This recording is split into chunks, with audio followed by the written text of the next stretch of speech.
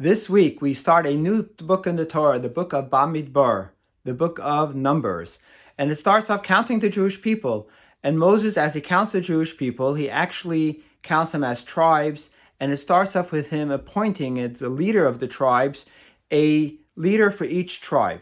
This is the first time that we're going to have leaders. In addition to Moses and Aaron, we're going to have 12 other leaders, a leader for each tribe, which is interesting because they're not appointed by the Jewish people. This is not a democratic vote system that each of the tribe leaders are going to be appointed by the tribes themselves. But Moses actually appoints them really just on his own. However, we learn, how does Moses choose who should be appointed for their tribe?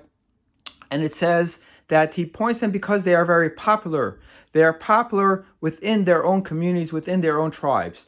Moses sees this because it says that he sees that they are beloved by their people. In other words, if there was an election, if there were a campaign, these people might have not run. They might have been a little bit of an introvert. They might have not been interested in running for a campaign, because we all know that there are different kinds of personalities.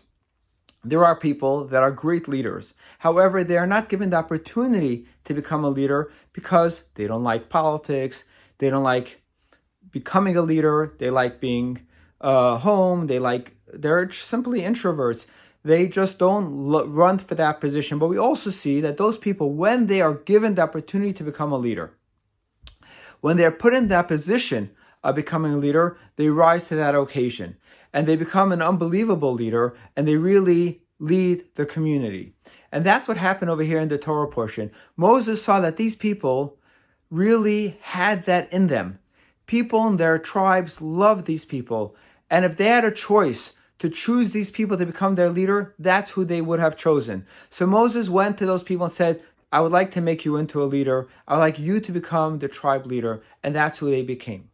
This teaches us a very, very fascinating lesson about who is a leader and what a leader is really all about.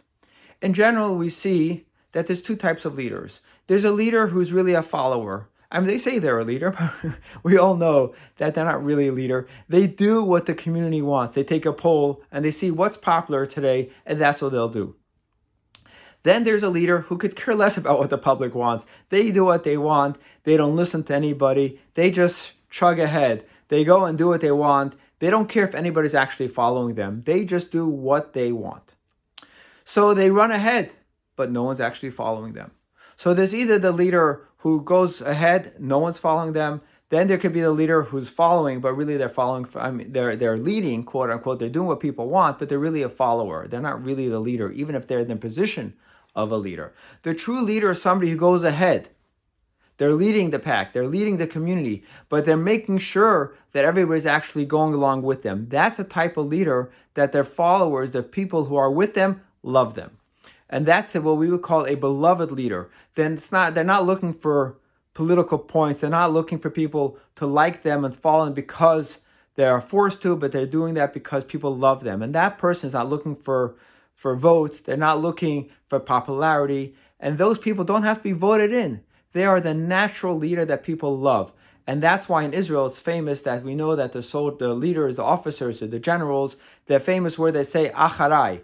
They go ahead and they say, soldiers, follow me. Because the soldiers are not forced to follow, but they want to follow because they have a relationship that's a loving relationship. That is really what a true leader is all about. And this wasn't just Moses was like that. Not only Aaron was like that. And by the way, interestingly, at this week's Torah portion, we see that not only in the beginning does Moses count the Jewish people, but when it comes to counting the tribe of Levites, the tribe of Levi, the Levites, Aaron counts them as well. And here we see that not only did Moses count the Jews himself, but actually it says that that each of the tribes had to be counted along with their tribe leader, and all the tribes were counted, technically speaking, in the sense of all the tribe leaders had to participate in all the tribes, because there's such idea of the unity of the Jewish people, because all the Jews loved all their tribe leaders because it's a relationship of leadership, but not in a forced way, but in a loved way.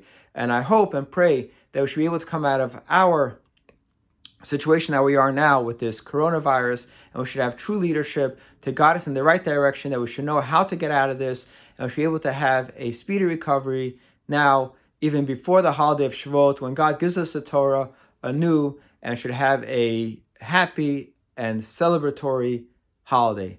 Shabbat Shalom.